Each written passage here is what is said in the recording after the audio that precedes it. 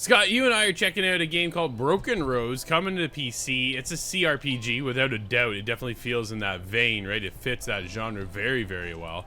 And basically, we are giving our first impressions because we don't nearly have the amount of time invested into it as much as we would like to give a full review. Scott, how many hours do you have right now into Broken Roads? I think I've really only made one or two. I've been taking my time kind of poking around every corner because that's just how I play games, but not very far at all. I feel like a little bit of a baby here. I'm a little bit further ahead, and I'm about 8 hours into the game right now. So, but even being 8 hours in, I feel like I still really scratched the surface of what Broken Roads is going to be, right? Here's the biggest thing when it comes to Broken Roads. Dude, this is a slow adventure, isn't it? Are you feeling that in your 2 hours? Absolutely. Oh yes, absolutely. No, I'm a complete noob to CRPGs, so I think this is quite par for the course. But it's a little hard to get into being an outsider. I feel like I'm learning a lot. I feel it's more of a choose your own adventure graphic novel is kind of how I feel I'm experiencing this game, right? So you design your character, you have a bunch of classes, and I picked the barter crew, so it gives me a little bit of persuasion to play with as I venture out and make deals with people and, you know, kind of maybe go back on my word here or there. And it's all about the dialogue choice, your morale system, how you can kind of manipulate others, in my case, at least anyways, right? So, and then you get into the skill tree, like there's a lot to go on. Basically what's happening right now is there's an apocalypse going on in Australia throughout the game. I think that's the coolest part too, dude, is it's all set in Australia, which I was like, yeah, well, I'm all in on this. So the art style had me. I feel like it's got this bit of like a pastel-y kind of watercolor effect to it that I thought was just relaxing and charming and to kind of help you pull you in. But it is a lot of listening to people, reading text, and then choosing which way I want my dialogue tree to go and experiencing that. And after about 8 hours, 7 hours in, I finally got the aha moment, right? I got that little click. I'm like, here we go. But dude, I was 7 hours before I got to that little aha moment, right? And sometimes I think that's enough to push people away. And that's my biggest fear, is that people will get into Broken Roads, but then they're not going to stick around because it is so slow in the process to get going. The map, I think, is a fair size from what I've been able to cover as so far. And then as you branch into different areas, you meet different people, you build out your crew, and away you go. And there's been already a bunch of power struggles, twists and turns throughout my adventure that just kept me going. The biggest thing for me is now I'm going to sit back, chill out a little bit, right? And I'm going to pick it up.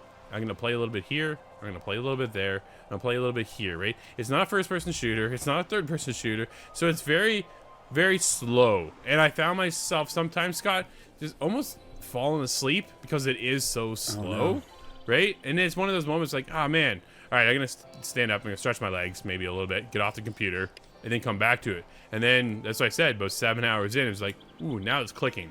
Now is really when it starts to click. So I've now passed that threshold of that struggle to get in. I like the voiceovers that are there. There are more being developed for the final release. So there's a bunch of things going in. But Scott, after your first 2 hours, what's your first early impressions? How are you feeling about Broken Roads? I am very early, but I feel like there's a lot to this one. It may have got its hook into you now, but it is going to make you work for it. And I think that's, again, being outside of the genre, it's not my normal kind of thing. I think this is par for the course there, but there are some things that stood out to me that I think are really cool.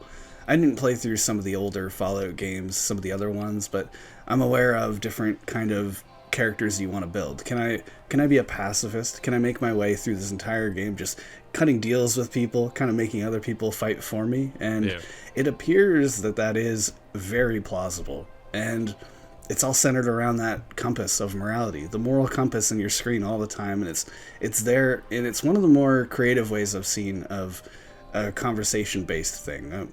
We've seen kind of conversation circles, the wheel in Mass Effect, and that kind of thing, but this applies a lot more philosophical thoughts behind it. You're either a nihilist or you're a humanist. And there's a bunch of different kind of leanings to that. Some of the different characters you're going to come across, there will be those as well. And they bump off of you depending on how they are. So some of the choices you make in this game, I can see how it really affects the social fabric around you. And that's, when I look at a game like this, that's the kind of thing I'm interested in. The last thing I really kind of want to touch on so far is it's the combat, right? I don't think the combat is going to be for everybody. It's that turn-based, so again, it adds to that slow pace when it gets into it. And then you go in. I ran into a group, dude, I got annihilated. I'm like, I don't belong here. I already knew I didn't belong there. And I was like, oh, this isn't going to go well for me. And sure enough, me and my crew, we didn't survive.